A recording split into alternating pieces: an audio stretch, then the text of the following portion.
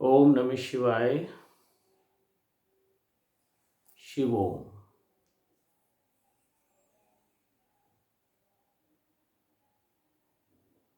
अभी कुछ दिनों से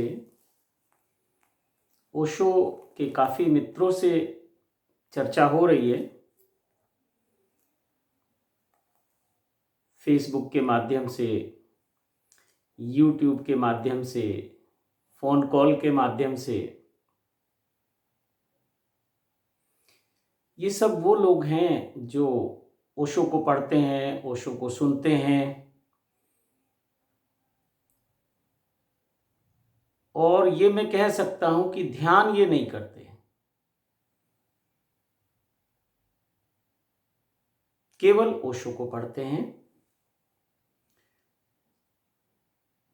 तो बहुत सारे मित्र ओशो का कार्य कर रहे हैं। तो आज का हमारा जो विषय है वो यही रहेगा कि ओशो का कार्य, या कहें कि बुद्धों का कार्य, या कहें कि सद्गुरुओं का कार्य, कुछ भी कह सकते हैं। ओशो कोई व्यक्ति नहीं है। ठीक है, वो हमारे बीच में एक व्यक्ति की तरह उपलब्ध रहे, लेकिन आज वो व्यक्ति नहीं है। किसी समय थे व्यक्ति के रूप में जब वो शरीर में थे, लेकिन आज वो इस पूरे ब्रह्मांड में कहें या अस्तित्व में कहें, वो उपलब्ध हैं। तो वो समष्टि के साथ एक हो गए। लेकिन बहुत सारे मित्र उन्हें आज भी व्यक्ति की तरह ही ले रहे हैं, व्यक्ति की तरह ही उनके चिंतन कर रहे हैं, और व्यक्ति की तरह ही जो वो कह रहे हैं कि ओशो का कार्य, ओशो का कार्य। तो ओशो का कार्य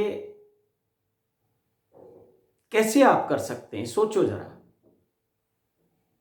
क्या फेसबुक पर ओशो की किताबों से लिए गए कुछ अंश वो आप पोस्ट करके ओशो का कार्य कर रहे हैं, या आप उनके प्रवचनों की कुछ वीडियो की क्लिप्स लेकर फेसबुक पर डाल रहे हैं, यूट्यूब पे डाल रहे हैं?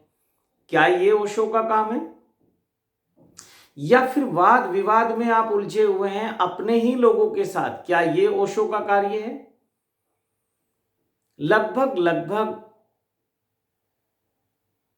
100% नहीं कह रहा हूं, लगभग लगभग सभी ओशो के लोग वाद विवाद में उलझ गए हैं, आपसी वाद विवाद में। जैसे हर परिवार में कलह कलेश होती है, ये स्वाभाविक है। तो मुझे लगता है कि ओशो के परिवार में भी अब कलह और क्लेश का वातावरण निर्मित होता जा रहा है, और ओशो के कार्य के नाम पर। जैसे एक पिता के कई पुत्र हैं और वो कहें कि हम पिता का कार्य कर रहे हैं। नहीं, पिता तो अपना कार्य करके चला गया, ओशो अपना कार्य करके चले गए। अब तुम जो कार्य कर रहे हो उसको प्रचार कह सकते हैं। अब प्रचार में भी फिर ये दावा है कि कौन बड़ा प्रचारक है, और प्रचारक ही हो जाए वहां तक ठीक है। अब ये दावा करना कि मैं ज्ञानी हूं, मैं बुद्ध पुरुष हूं, मैं ज्ञानी हूं, मैं ध्यानी हूं, मेरे भीतर बहुत समझ है, ये दावा करना कि मैं ही केवल ओशो को समझता हूं, बाकी लोग नहीं समझते। तो ओशो के कार्य को लेके बहुत लोगों में होड़ लगी हुई है।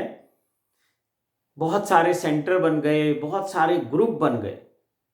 मुझे नहीं लगता कि आज से पहले किसी संत पे, किसी सदगुरु के इतने ग्रुप बने होंगे। अच्छी बात है, बहुत सुंदर बात है। एक नेक कार्य आप कर रहे हैं, सत्यम शिवम सुंदरम का कार्य कर रहे हैं, लेकिन थोड़ा सा सोचो, थोड़ा सा चिंतन करो। कहावत है कि दिए तले अंधेरा। ऐसा ना हो कि आप चूक जाएं, दूसरों को समझाने के चक्कर में, दूसरों को जगाने के चक्कर में आप खुद ना सो जाएं। यही मुझे महसूस हो रहा है। मैं अपने जीवन काल में ओशो से 2 बार मिला, साक्षात मिला। सचमुच ओशो जैसा कोई मुझे मिला नहीं अभी तक नहीं मिला, तो आपको भी नहीं मिलेगा। मैं तो, मुझे लगता है मुझसे ज्यादा कोई भटकेगा नहीं। कहां नहीं गया मैं, और बचपन से ओशो से मिलने से पहले भी बहुत भटके हैं, बहुत प्यास थी। कभी बाबाओं के पास, कभी साधु संतों के पास, कभी मंदिरों में, कभी मूर्तियों में, बहुत खोजा।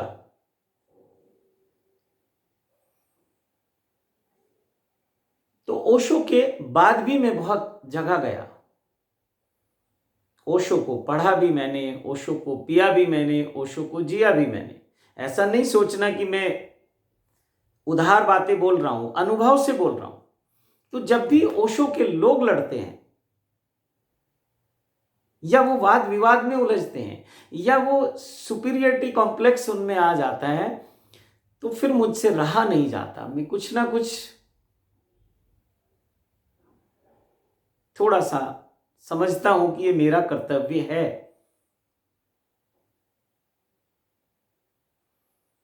सदगुरु का संदेश अगर गलत लोगों के हाथ में पड़ जाए तो वो संदेश संदेश नहीं रह जाता, वाद विवाद बनकर रह जाता है।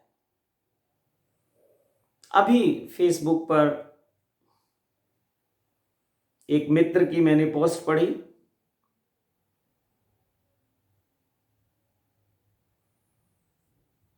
उसमें वो अपने अनुभव शेयर कर रहे हैं कि ओशो के नाम पर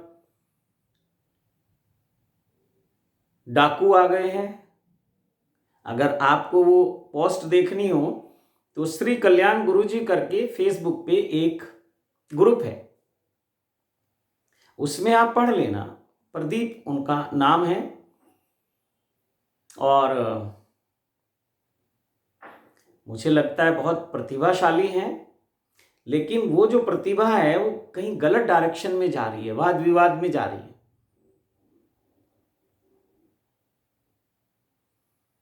तो उन्होंने लिखा है कि ओशो के नाम पे, ओशो का मुखौटा पहन के लोग डाके डाल रहे हैं, लोगों को लूट रहे हैं आश्रम बनाकर।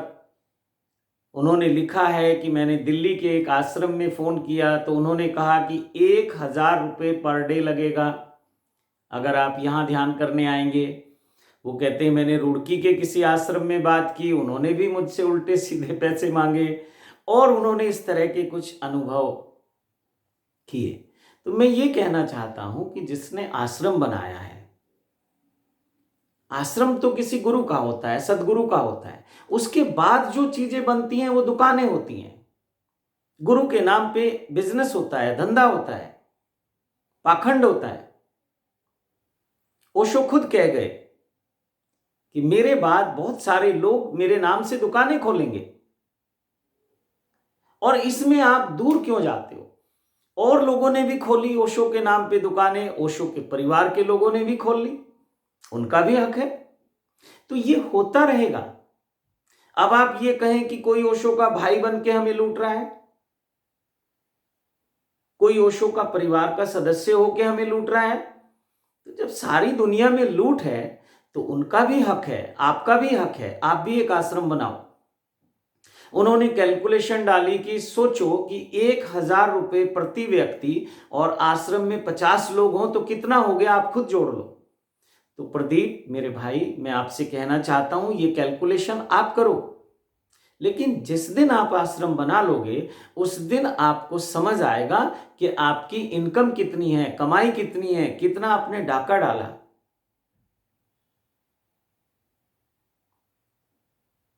ओशो ने कहीं कहा था कि भारतीय आदमी में कुछ खूबी है, कुछ गुण है भारतीय आदमी में।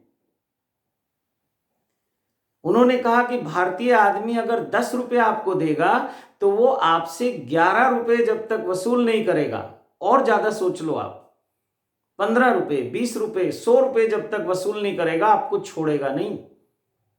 ये ओशो ने कहा है अपने प्रवचनों में कि भारतीय आदमी में की ये खूबी है, ये गुण है उसमें। और भारतीय आदमी फ्री की चीजों की कदर नहीं करता।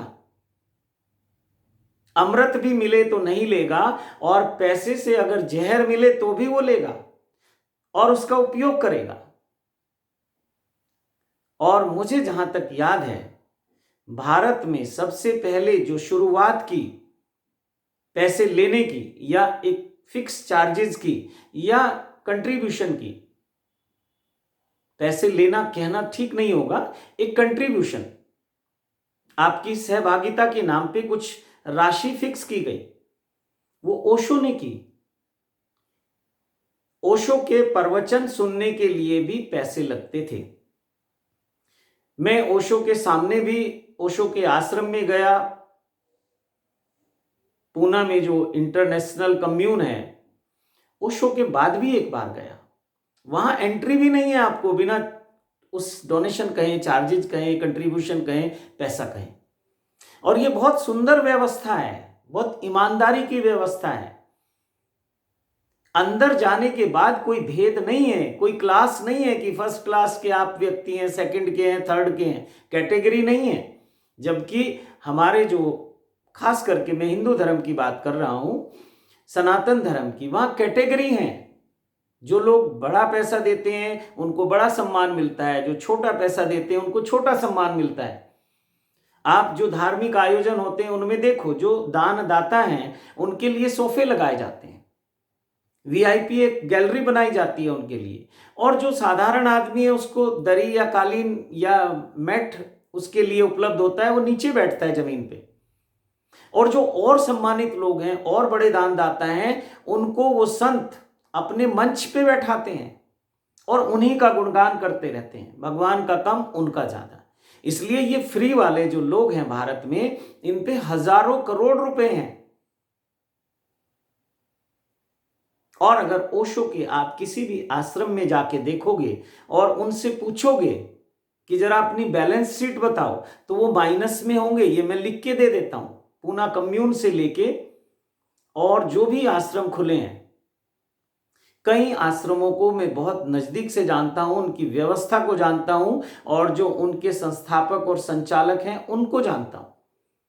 लेकिन ये उनका प्रेम है, ये उनका भाव है, ये उनकी श्रद्धा है अपने गुरु के प्रति, कि वो चाहते हैं कि कुछ लोग यहां ध्यान करें, कुछ लोग साधना करें। तो ऐसा नहीं है कि बिजनेस है, हो सकता है, टोटली बिजनेस नहीं है, कहीं ना कहीं गुरु के प्रति, सदगुरु के प्रति प्रेम है। और नहीं तो ये लोग प्रतिभाशाली लोग हैं, अगर ये ठीक ठीक दुकान करें तो ज्यादा धन कमा सकते हैं। तो किसी शायर ने कहा है कि यूं ही कोई बेवफा नहीं होता। आपको लगता है ये बेवफा लोग हैं, बिजनेस कर रहे हैं, डाकू हैं ये लोग, तो आपकी बात ठीक है, आपका जो दृष्टिकोण है वो ठीक है।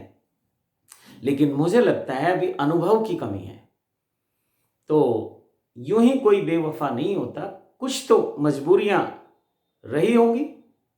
वो जो डोनेशन है, वो जो चार्जेस है, उसको फिक्स करने का कुछ तो कारण होगा, कुछ तो आप वहां सुविधाओं का उपयोग करते होंगे,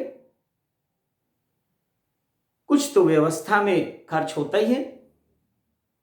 तो इस तरह की बातें आप करके या ऐसे ग्रुप में करके आप अपने को ही मिसगाइड कर रहे हैं और अपने जैसे दूसरे लोगों के भीतर एक नेगेटिविटी डालने का काम कर रहे हैं, कूड़ा कचरा डालने का काम कर रहे हैं।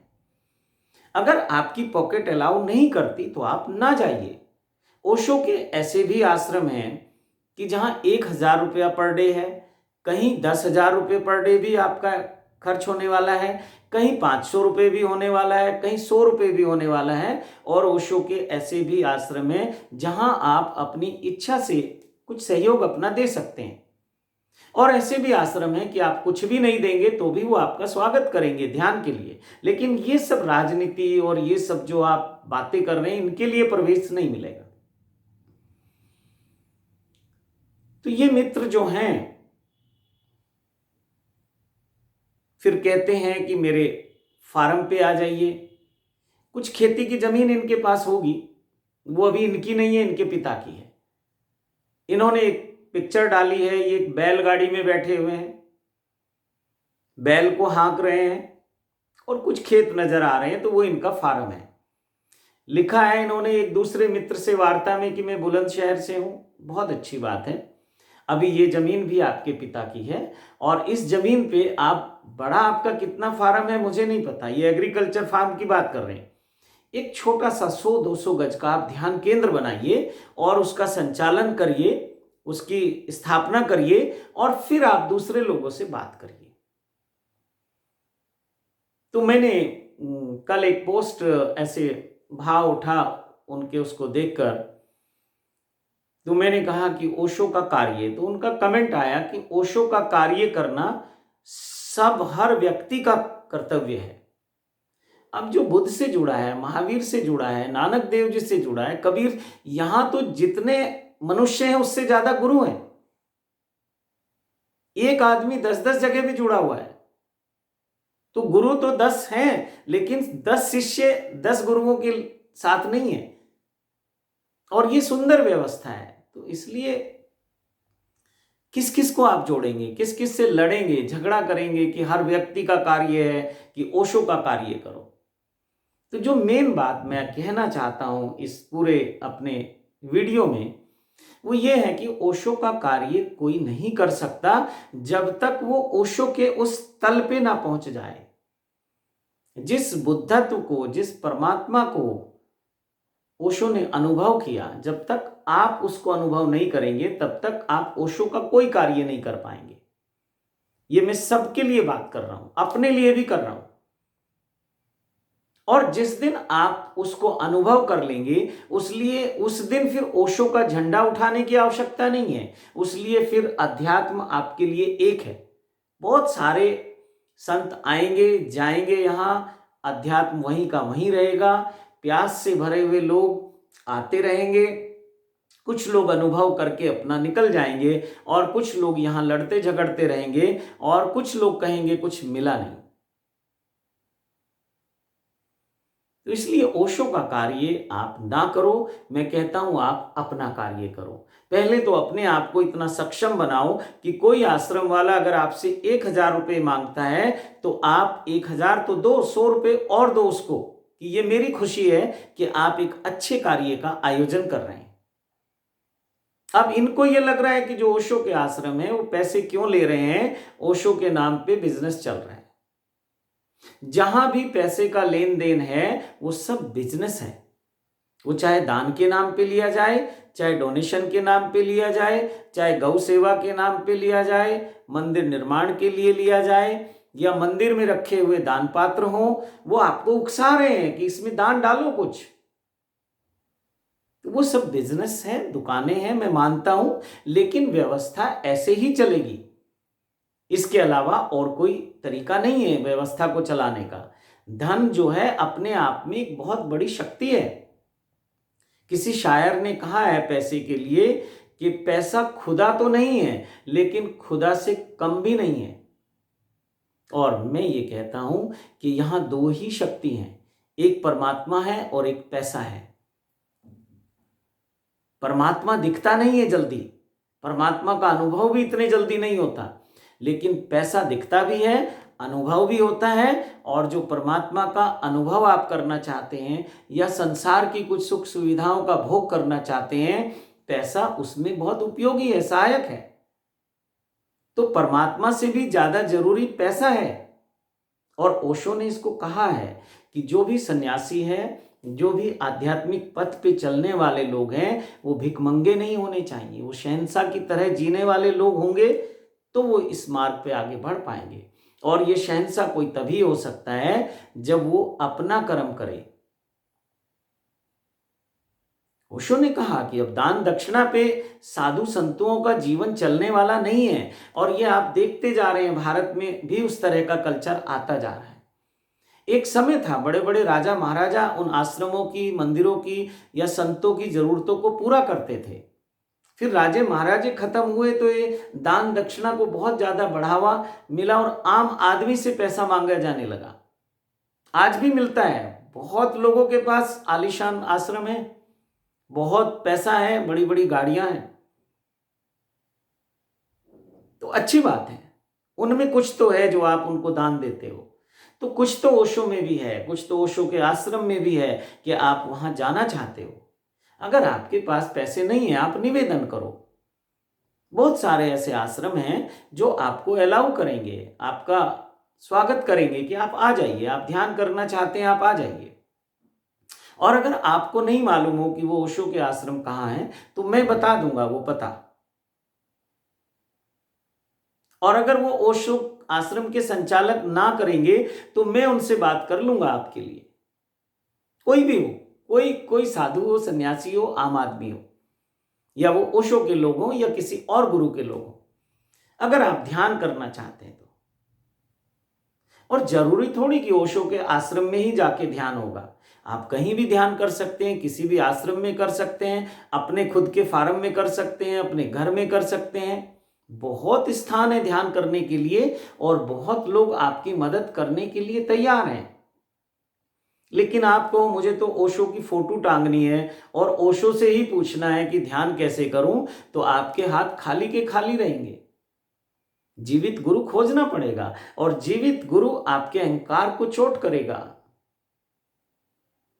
जीवित गुरु की अदृश्य लाठी आप सहन नहीं कर पाओगे। तो ये आपका जो भी अहंकार है कि हम ऐसा करेंगे वैसा करेंगे, मैं तो ये कहता हूं कि आप रोज बस ज्यादा कुछ नहीं, 10 लोगों को भोजन करवाना शुरू कर दो। चलो लोगों को भी छोड़ो, बहुत आयोजन करना पड़ेगा। 10 पक्षियों को दाना डालना शुरू कर दो। 10 जो पशु हैं उनको कुछ भोजन कराना शुरू कर दो अपनी सुविधा के अनुसार। ये भी संभव नहीं है। ध्यानी लोग तो बहुत सुविधाएं मांगते हैं और सुविधाओं पे पहला हक ध्यानियों का ही होना चाहिए। इसलिए ओशो ने बहुत स्पष्ट कहा कि ऐश्वर्य को उपलब्ध व्यक्ति ही ईश्वर को उपलब्ध हो सकता है, ईश्वर का अनुभव कर सकता है। और ये बात सच है। जो आध्यात्मिक लोग हैं, सन्यासी लोग हैं, संत लोग हैं, उनको सब सुख सुविधाएं चाहिए, तभी वो उस परमात्मा के साथ जुड़ सकते हैं। ओशो ने भी कहा, ओशो से पहले बहुत संतों ने कहा कि भूखे भजन न होए गोपाला, ये लो अपनी कंठी माला। भूखे पेट कहां भजन होता है। और फिर मन हमारे साथ है। अगर रोटी मिल जाए तो वो कहता है सब्जी भी होनी चाहिए, और अगर सब्जी मिल जाए तो वो कहता है अचार भी होना चाहिए, और अगर अचार मिल जाए तो वो कहता है चटनी भी होनी चाहिए, फिर पापड़ भी होना चाहिए, फिर सैलेड भी होनी चाहिए। और मन के जीते जीत है, मन के हारे हार। अगर आपने कहा मैं तो गरीब हूं, कहां से लाऊं इतना अच्छा स्वादिष्ट भोजन, तो फिर आप आगे नहीं निकल पाओगे, वहीं अटक गए। उस कुंठा, वो जो कुंठा है ना कि कहां से लाऊं इतना पैसा, बस कुंठित हो गए आप, यात्रा आगे नहीं बढ़ेगी। अरे ओशो खुद हमारे बीच में एक उदाहरण है। ओशो ने जीवन को ऐसा जिया कि आज तक कोई राजा महाराजा, कोई बड़े से बड़े पैसे वाले लोग नहीं जी पाए, और ओशो फकीर के फकीर रहे। दोनों दोनों चीजें ओशो में एक साथ दिखती हैं कि ओशो जैसा फक्कड़ कोई नहीं है और ओशो जैसा शहंशाह कोई नहीं है। उस शहंशाहों के शहंशाह भी अगर कोई हो सकते हैं तो ओशो है। मुझे नहीं लगता कि कोई शहंशाह भी इस ढंग से जीवन को जी के चला गया। तो या तो आप फक्कड़ ही बन जाओ या आप शहंशाह बन जाओ। और ओशो कहते हैं कि जोरबादी बुद्धा, कि बाहर आपके पास सब कुछ हो और भीतर आपके पास बुद्धत्व हो। इसका नाम ओशो है। यही संतुलन बना के चलना है। तो इसलिए मैं सभी से निवेदन करना चाहता हूं कि हम इन सब चीजों में ना उलझें तो ज्यादा अच्छा है। सब तरह की सुविधाएं यहाँ उपलब्ध हैं। जिसके पास कम पैसा है उसके लिए भी है, जिसके पास ज्यादा पैसा है उसके लिए भी है। और ओशो का कार्य आप नहीं कर सकते। और जिस दिन आप उस अनुभव से गुजर जाएंगे बुद्धत्व के, उस दिन ओशो ओशो ओशो करने की आवश्यकता नहीं है। आप कोई राजनीतिक पार्टी के मेंबर हैं क्या कि वो पार्टी आपको बाहर निकाल देगी? ये तो होता है कि कोई राजनीतिक पार्टी का कार्यकर्ता जब अपने लिए काम करने लगता है या अपनी बात करने लगता है तो उसको निष्कासित कर दिया जाता है। यहां तो कुछ ऐसा है ही नहीं। जिस दिन आप पे अनुभव होगा उस दिन आपका अपनी एक शैली होगी कार्य करने की, या नहीं होगी, आप मौन हो जाएंगे या आप मुखर हो जाएंगे, दोनों संभावना है। और ओशो के लोगों में मैं देखता हूं कि मुखर होने की संभावना ज्यादा है, क्योंकि ओशो ने आपका जो मस्तिष्क है, आपकी जो बुद्धि है, उसको धार दे दी है, तर्क शक्ति को बहुत मजबूत कर दिया है ओशो ने, क्योंकि ओशो ने वही सब किया है। कोई बुराई नहीं है, बुद्धि का उपयोग करो, लेकिन उलझो नहीं। ओशो के लोगों को मैं देखता हूं किसी साधु संत का कोई सम्मान नहीं करते, किसी मंदिर का, किसी पंडित का, किसी पुजारी का सम्मान नहीं करते, किसी मूर्ति का सम्मान नहीं करते। ओशो के लोगों को मैंने देखा, वो अपने माता पिता का मजाक उड़ाते हैं, जो आज भी धूप बत्ती अगरबत्ती कर रहे हैं, आरती गा रहे हैं, क्योंकि ओशो ने कहीं कहीं इस पे कटाक्ष किया है। तो ये ओशो वहां, तो ये ओशो बन के बैठ गए और अभी अनुभव है नहीं।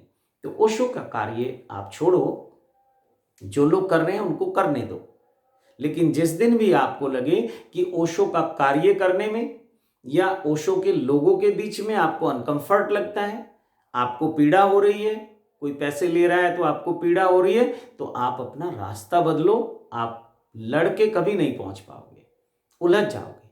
तो ऐसे बहुत सारे मित्र हैं, मैं उनसे यही कहूंगा कि ओशो का कार्य केवल अगर आप करना चाहते हैं तो स्वयं ध्यान करिए और स्वयं उस अनुभव को उपलब्ध हो जाइए जिसकी ओशो ने बात की है। ओशो ने कहा है कि अगर एक गांव में 2-4-5 हजार लोग रहते हैं, 10,000 लोग रहते हैं, तो एक ध्यानी व्यक्ति उनकी नकारात्मक ऊर्जा के लिए, संतुलन के लिए उपयुक्त है। अगर एक गांव में एक व्यक्ति ध्यान करता है तो उस गांव में शांतिपूर्ण, प्रेमपूर्ण, सद्भावनापूर्ण वातावरण निर्मित हो जाएगा, बिना कुछ बोले हुए, बिना कुछ किए हुए। और एक बुद्ध पुरुष कई लाख लोगों को बिना कुछ बोले हुए भी रूपांतरित कर सकता है। उसका उठना, उसका बैठना, उसका चलना, उसके अपने दैनिक कार्य करना, वो सब दूसरे लोगों को प्रेरणा देती हैं। वो सब ब्रह्मांड में एक ऊर्जा निर्मित करते हैं। उसका जो ऑरा है ना, सनातन धर्म में ऐसे वर्णन है, ओशो ने भी इसकी चर्चा की है कि एक साधारण व्यक्ति का ऑरा 3 इंच होता है, एक ध्यानी व्यक्ति का ऑरा 3 फीट होता है। और फिर ध्यानी मीन्स जो आध्यात्मिक व्यक्ति है, आप थोड़े से दिन ध्यान कर लो, ऑरा चेक करने के इंस्ट्रूमेंट हैं। आप अपने ऑरा को फैलते हुए देखेंगे, ऑरा को पॉजिटिव होते हुए देखेंगे, ऑरा के जो कलर हैं वो चेंज होते हुए आप देखेंगे। बहुत सारे लोगों के ब्लैक आभा मंडल हैं, काले हैं, और धीरे धीरे धीरे धीरे उसका पूरा एक विज्ञान है। किसी दिन मैं उस पर बात करूंगा, आभा मंडल पे, ऑरा पे। तो वो जो एक बुद्ध पुरुष का ऑरा है वो 21 मील तक काम करता है, लेकिन मैं कहूंगा कि वो 21,000 मील तक काम करता है। ओशो जैसे बुद्ध पुरुष का ऑरा पूरे विश्व में काम करता है, ब्रह्मांड में काम करता है। तो आप ध्यान करना शुरू करें, आप उस अनुभव को प्राप्त करने के लिए प्रयास करें और चीज़ों में ना उलझें। कुछ गलत होता है उस पर अपना दृष्टिकोण रखें, लेकिन अपने आप को डिस्टर्ब ना करें, नहीं तो आपकी यात्रा में अवरोध आ जाएगा। और उलझने के लिए बहुत बड़ी दुनिया है, और सुलझने के लिए आप स्वयं हो। अपनी उलझन आप ही सुलझा सकते हो, कोई दूसरा नहीं सुलझाएगा। बहुत बहुत तरह से वाद विवाद खड़े हो जाएंगे और बहुत बहुत तरह से आप उलझते चले जाएंगे। तो कहावत है कि आए थे हरि भजन को, ओटन लगे कपास। हम पता नहीं किस किस परपंच में उलझ गए। अपने जीवन के जो माता पिता, समाज के द्वारा हमें परपंच में उलझा दिया जाता है, उनसे तो निकला नहीं जाता। हमारे अपने जो परपंच हैं, जो हमने निर्मित किए, उनसे निकला नहीं जाता। और आप समाज को शिक्षा देंगे या आप ओशो के लोगों को शिक्षा देंगे, तो आप कम से कम वहां तो फिट नहीं बैठेंगे। तो कहने को अभी बहुत कुछ है, लेकिन समय की सीमा है। इसी के साथ अपनी वाणी को विराम देता हूँ और मैं बिल्कुल नहीं कहूँगा कि आपके भीतर बैठे परमात्मा को प्रणाम करता हूँ। ये तो ओशो की करुणा थी, जिसे आज तक हमने सुना कि जर्रे जर्रे में झांकी भगवान की, हर कण में परमात्मा उपलब्ध है। तो ओशो ने भी उसको बहुत छोटा करके कहा। आज हर आदमी ये सोच रहा है ओशो ने मेरे लिए कहा कि मेरे भीतर परमात्मा बैठा है। नहीं, ओशो को दिखता था तुम्हारे भीतर अभी क्या बैठा हुआ है। वो चंद लोग थे, लेकिन नाम लेके नहीं कहा जा सकता था।